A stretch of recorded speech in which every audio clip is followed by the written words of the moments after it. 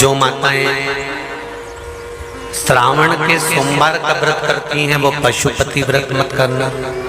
जो श्रावण के सोमवार का व्रत नहीं करती हैं वो पशुपति व्रत कर सकती हैं, उनको पशुपति व्रत करने का मना नहीं।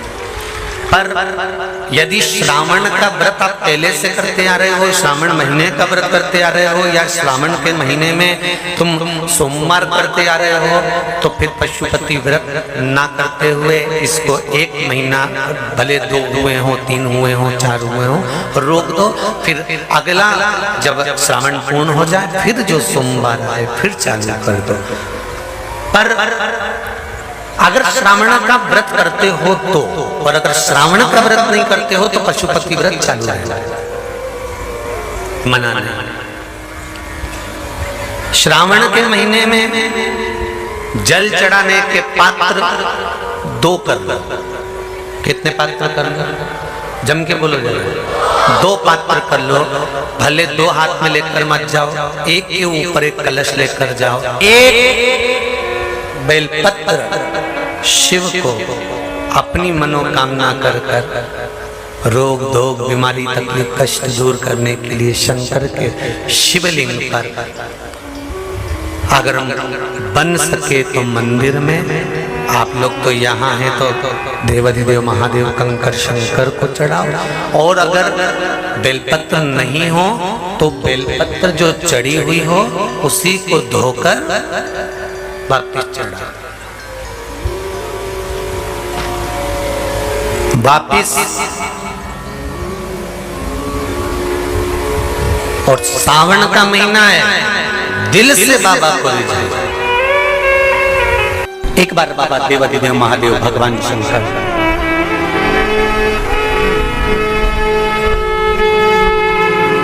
भोलेनाथ नंदी को लेकर निकले।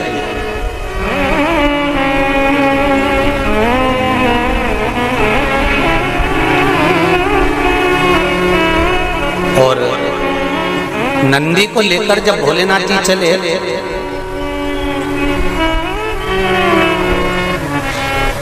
बीच मार्ग में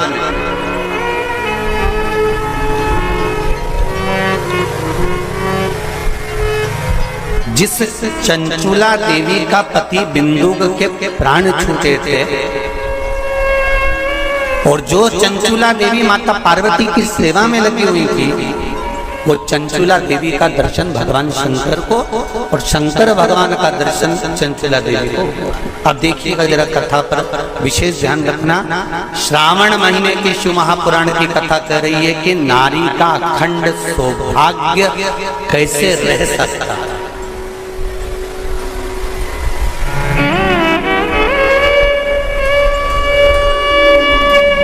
अपने घर के बच्चों को, अपने घर की बेटियों को, बेटों को, अपने घर की बहुओं को, अपने परिवार को कैसे एकजुट कर कर एक साधना में रखा जा सकता है, वो शिव महापुराण।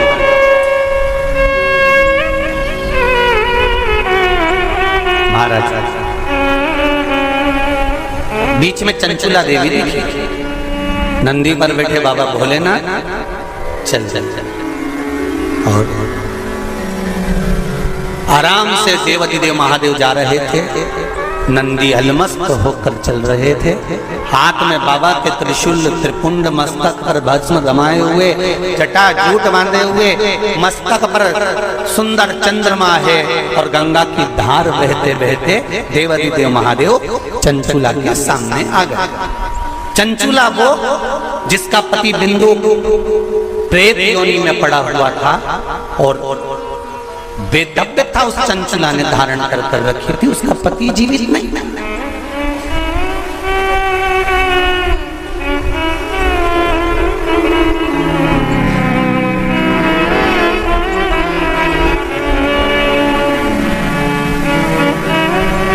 हाथ जोड़े चंचुला देवी ने,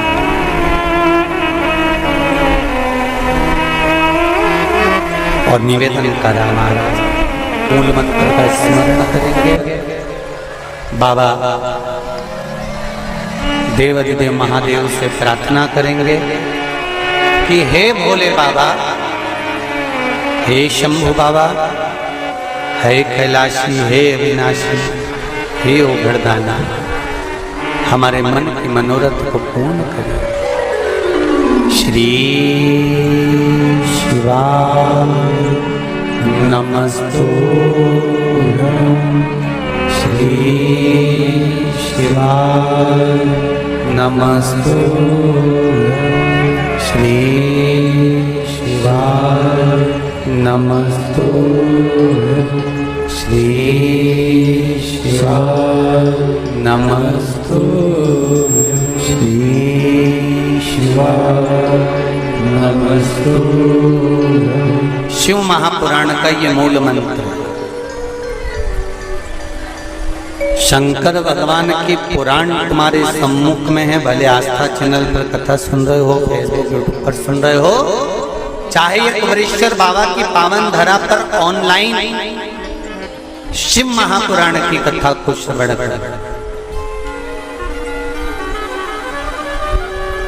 जहां बैठकर सुन रहे हो वह दिल से बाबा से अपने मन की बात इस मंत्र को बोलने के बाद अवश्य कह देना चाहिए, उससे विनती अवश्य करना चाहिए। तेरा ही दिया मैंने खाया पिया, तेरा शुक्रिया है, तेरा शुक्रिया है। दिल से कहो, हम तेरे भरोसे पर कथा सुन रहे हैं, हम तेरे सहारे सुन रहे हैं और तुझे साधना है। और ये साधता भी वही है, कोई दूसरा नहीं साध सकता। महाराज, तलवार के घाव को सुई पर निकाल देता है वो मेरा शंकर ही हो सकता है, इसके सिवा कोई दूसरा नहीं।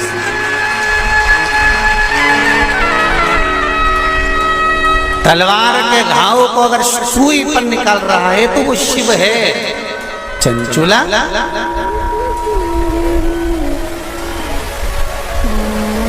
आपने मेरा मार्ग क्यों रोक दिया? भगवान देवाधिदेव महादेव ने पूछा।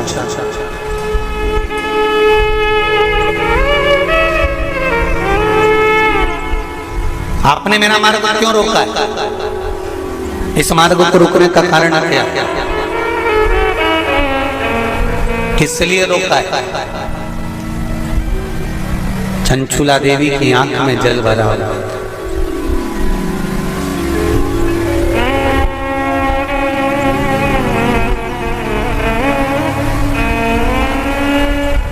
मैं बेधव्य हो गई हूं। चंचुला देवी कहती हैं, मेरे पति के धाम को मुझे वापस जाना है। जिस लोक में मेरा पति रहता है मुझे उस लोक में जाना है। शंकर भगवान ने एक बात बड़ी सुंदर कही चंचुला देवी को, आपको मालूम है? चंचुला,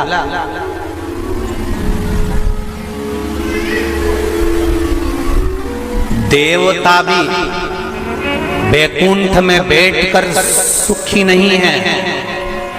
देवता कहते हैं कि मेरे भोले के पास कैलाश धाम पर मुझे जाना है और मेरे शंकर के पास मुझे रहना है। और तुम कहती हो कि प्राण त्यागने के बाद मुझे पति के धाम को जाना है। चंचुला जी कहती हैं, प्रभु मैंने भी कोई ऐसा पुण्य का कार्य तो नहीं करा कि मैं बैकुंठ जाऊं।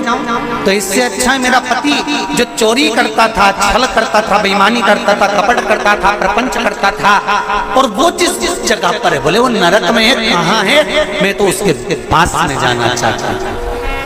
शंकर भगवान ने कहा कि चंचुला तुम मृत्यु लोक में आई हो और पृथ्वी पर आने पर तुम्हारा पति प्रेत योनि में पड़ चुका है, तो क्या तुम प्रेत योनि में जाना पसंद करोगे? ध्यान देना रे भाई, अगर कोई भूत बन गया, प्रेत बन गया, तो तुम भी भूत प्रेत बनना पसंद करोगे क्या? अरे बोलो तो जम के नहीं ना। तुम क्या करना पसंद करोगे कि अगर कोई भूल से भी भूत बन गया है, प्रेत बन गया है, शिव महापुराण की कथा कहती है अगर बिंदु का प्रेत योनि में चला गया है तो तुम्हारा फर्ज है, अगर परिवार का कोई सदस्य अगर प्रेत योनि में पड़ा हुआ है तो उस प्रेत योनि से मुक्त कराकर परमात्मा के चरणों में जाकर रख देना, ये परिवार के सदस्य का कर्तव्य बनता है। इसलिए चंचुला देवी, तुम्हारा पति प्रेत योनि में है, तुम प्रेत योनि में जाने का विचार मत करो। चंचुला देवी, तुम तो एक काम करो कि वो पति प्रेत योनि से छूट जाए, उसके लिए क्या करा जाए वो विचार करा जाए। जैसे श्रीमद् भागवत कथा में आता है, आत्मदेव नामक का ब्राह्मण जिसके घर में संतान नहीं, पुत्र हुआ, धुंधकारी नाम रखा सखी के घर से लेकर। धुंधकारी के प्राण छूटे, प्रेत योनि में चले गया।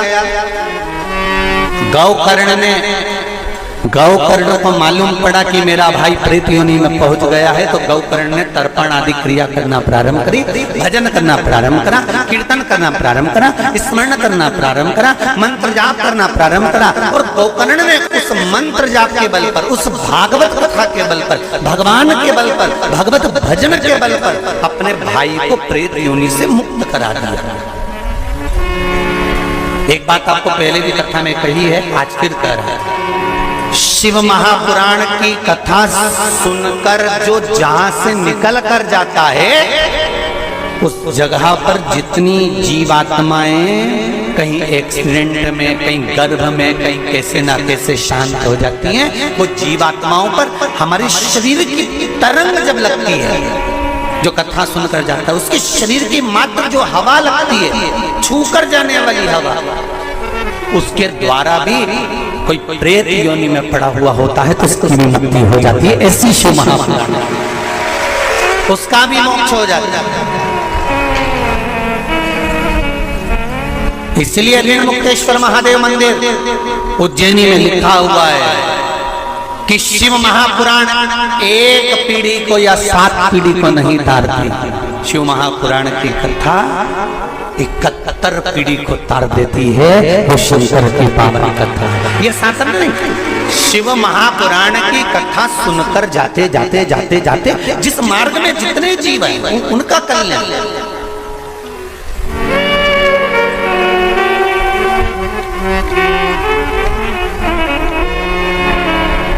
इतना तो करना स्वामी जब प्राण तन से निकले। मरना निश्चित है, प्राण छूटेंगे ये निश्चित है, कब छूटेंगे ये पक्का पता नहीं, किसकी कितनी उम्र है ये मालूम नहीं है।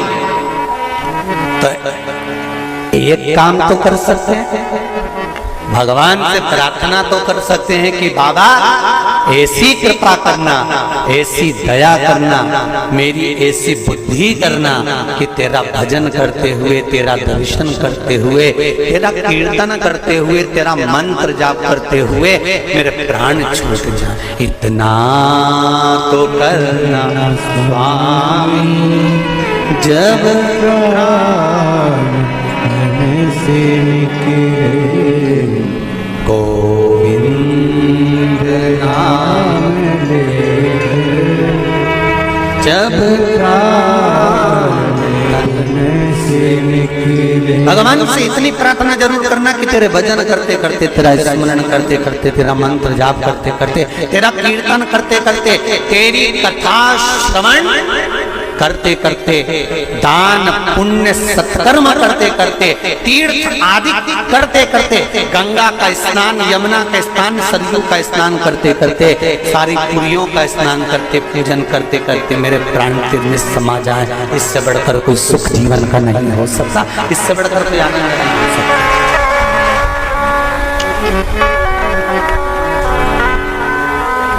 पलंग पे मत पटक जाता भोलेनाथ, कोई शरीर में ऐसा रोग मत दे देना कि बार बार बार बार बार बार शरीर को फाड़ा जा रहा है, काटा जा रहा है, बार बार। ये निकालो जांच के लिए मुंबई पहुंचाओ, ये निकालो जांच के लिए दिल्ली पहुंचाओ, ये निकालो जांच के लिए पुणे पहुंचाओ, जांच के लिए चेन्नई पहुंचाओ। ऐसा शरीर मत कर देना कि शरीर को काट काट काट काट और पलंग पर पड़ा हुआ है, सड़ रहा है और जा नहीं रहा। बाबा इतनी कृपा कर देना, पलंग पर मत पटकना, चलते फिरते तेरा भजन करते करते तेरे धाम को चली जाऊं, इससे बढ़कर कुछ सुख नहीं होगा। तेरे धाम को चली जाऊं, इससे बड़ा जाना निश्चित, पर तेरे भजन के बल पर।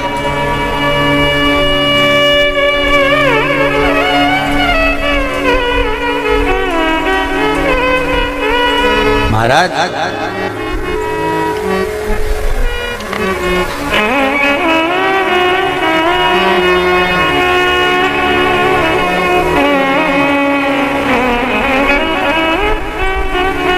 चंचुला देवी से भगवान शंकर कह रहे हैं कि तुम कहती हो कि मेरे प्राण छूटकर मैं पति लोक में जाऊं, जहां पर मेरा पति ले रहा है।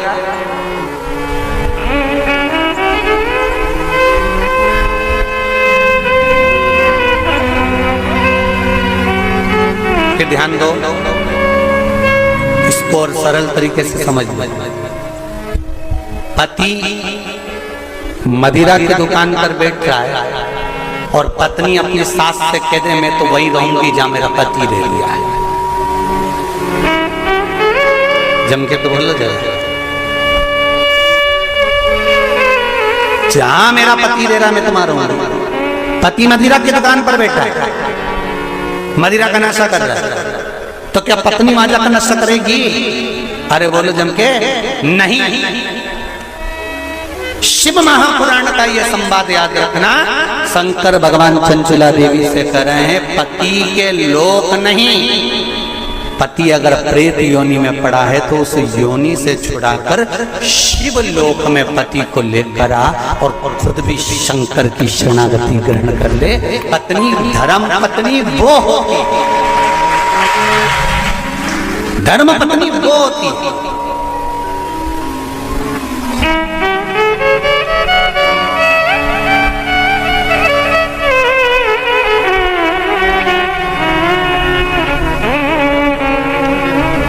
नहीं,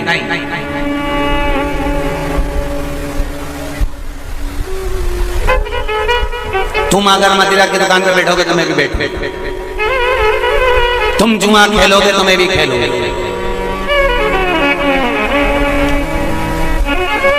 तुम वेश्यावृत्ति करोगे तो मैं भी करूंगा।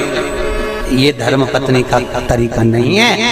धर्म पत्नी का तरीका है कि पति अगर मदिरा की दुकान पर बैठा है तो तू कुछ ऐसा कर्म कर जिसके बल पर तेरा पति मदिरा की दुकान छोड़ दे, वो अलग मदिरा पीना ही छोड़ दे, वहां से छुड़ाकर अच्छे कर्म की ओर, पति को सतमार्ग की ओर प्रेरित करना। और आज भी कमी नहीं है, सावन का महीना चल रहा है, आज भी जितने लोग आस्था चैनल पर कथा सुन रहे हैं, फेसबुक यूट्यूब पर कथा सुन रहे हैं, मेरा विश्वास कहता है कि घर की माताएं, घर की धर्म पत्नियां अपने पति से एक बार तो कहती होंगी सुनो जी सावन का महीना चल रहा है, आज अपनी छुट्टी है, एक काम करते हैं 2 लोटा पानी लेते हैं और ले जाकर समर्पित कर देते हैं। सुनो आज छुट्टी है, एक बेलपत्र बाबा को चढ़ा देते हैं। आज छुट्टी है, एक काम करते हैं, हो सकता है सोमवार के दिन हमको ऑफिस जाना पड़े, हो सकता है सोमवार के दिन हमारा वर्किंग डे रहे, इसलिए काम करते हैं रविवार आ रहा है, शनिवार आ रहा है, कोई छुट्टी का दिन आ रहा है, अपन एक काम करते हैं शंकर का अभिषेक करवा लेते हैं। किसी ब्राह्मण को घर में बुलाएं, शिव जी का अनुष्ठान करवा लें, शंकर का अभिषेक करवा लें, पूजन करवा लेते हैं। एक काम करते हैं चलो अपन शिव के धाम चलते हैं। ये धर्म पत्नी अपने पति को प्रेरणा देकर कहीं ना कहीं सत्मार्ग की ओर जोड़ देती है, उसको धर्म पत्नी कहते हैं। वो तो कहीं कहीं की ऐसी जगदम्बा होती है,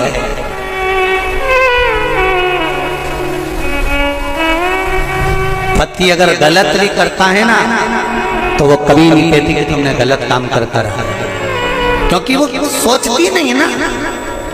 वो तो अच्छा है। मेरे माता पिता ने शादी कर दी तुम्हारे साथ, तुम मदिरा की दुकान पर बैठे हो कि वेश्यावृत्ति कर रहे हो कि मांसाहार कर रहे हो कि क्या कर रहे हो, उसको कोई मतलब नहीं। वो तो लगी, उसे कोई मतलब नहीं कि ये कहाँ जा रहा है कि क्या कर रहा है। पर जो दिल से चाहता है, धर्म पत्नी अगर पति को हृदय से, उसका नाम ही धर्म पत्नी है। हमने पत्नी नहीं बोला, हम धर्म